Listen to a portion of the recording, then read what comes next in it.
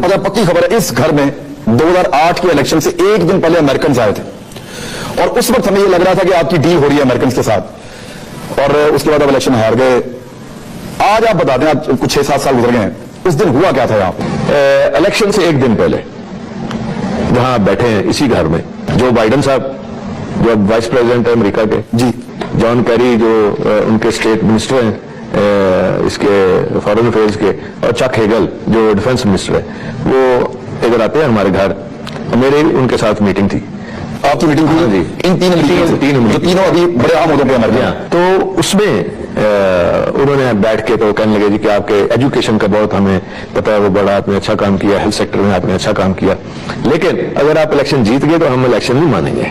मैंने कहा अच्छा। मुझे जरा गुस्सा लगा और मैंने कहा ये कैसे हो सकता है, ये काम भी अच्छे किए हैं और आप कैसे कह सकते हैं। बल्कि मैंने ये बात उनको कही कि जी आप तीनों सेनेटर हैं, आपने पहले इलेक्शन लड़ना है, अभी इलेक्शन होगा आपका? तो कहते हाँ होगा। मैंने कहा अगर आपका मुखालिफ यही बात कहे तो फिर हंसने लग पड़े। मैंने कहा अभी तो रिजल्ट आई नहीं, इलेक्शन ही नहीं हुआ, तो आप पहले से हमें कैसे हरा सकते हैं?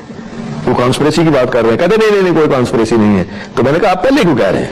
साल बाद 2009 में हमारे पास आते हैं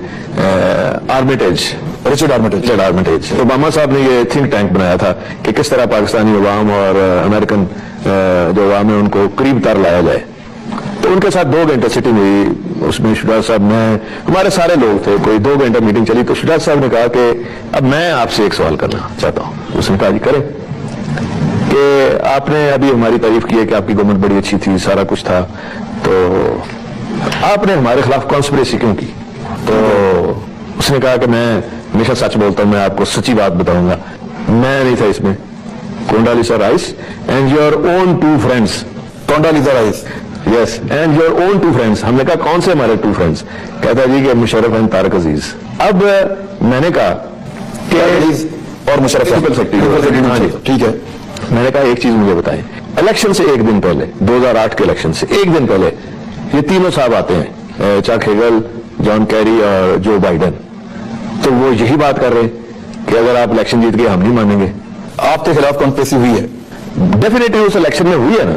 ये इलेक्शन की प्लानिंग पाकिस्तान से बाहर हुई है आपके ख्याल में? ये बहुत कुछ बाहर हुआ है। अभी पीएलए साहब ने बड़ी इंपॉर्टेंट बातें की हैं। एक तो बात उन्होंने ये की कि अमेरिकन का अमल दखल था पाकिस्तान के 2008 के इलेक्शन में।